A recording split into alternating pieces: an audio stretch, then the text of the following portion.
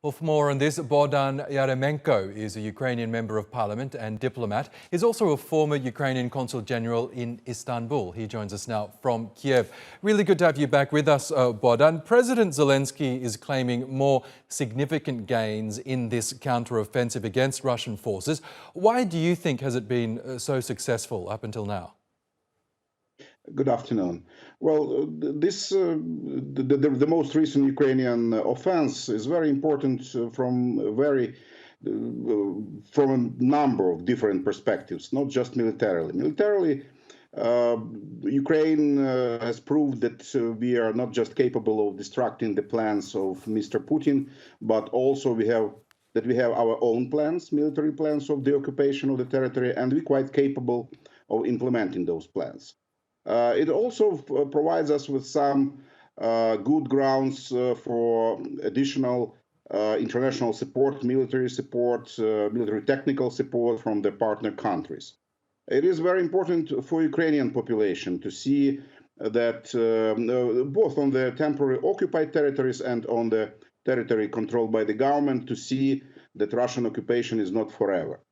And right now, so we all see in this country as well as internationally, globally, that really Ukraine is capable to end Russian occupation and to free our territories. So it's a brand new situation for us.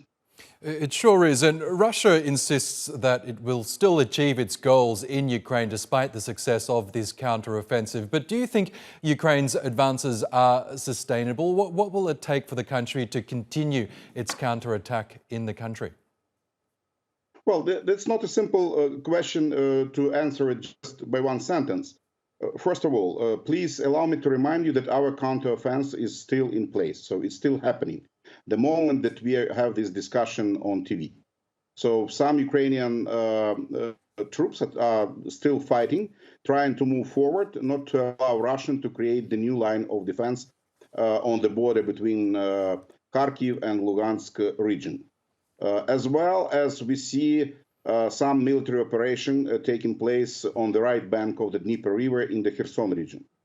At the same time, we see Russia is continuing to press on Ukrainian defense in some areas around the city of Donetsk. So it's the whole picture is quite complex. The military activities are taking place everywhere on the front line. But for the moment, our intelligence provide us with no grounds to believe that Russia is ready for any other counteroffense, as militarily is not ready for a large military operation against Ukrainian troops. Although, of course, there are threats of this kind. We monitoring the situation in Belarus, not just on the Eastern Front, where Russia is trying to gather some assets to prepare the new offense against Ukraine. We see what would be happening with those troops that they withdrawn from Ukraine in Kharkiv region, because some of them have escaped to Russia. Some of them have been moved to occupied Ukrainian territories in Donetsk and Lugansk.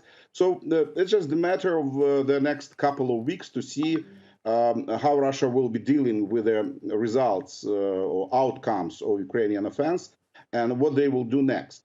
In the case of Ukraine, we understand what we will be doing next of this counteroffense. We will be continue pressing on Russia, and if Russia is not ready for negotiations, for meaningful negotiations, the negotiations that would lead to peace, we will do our best to deoccupy our territories by force.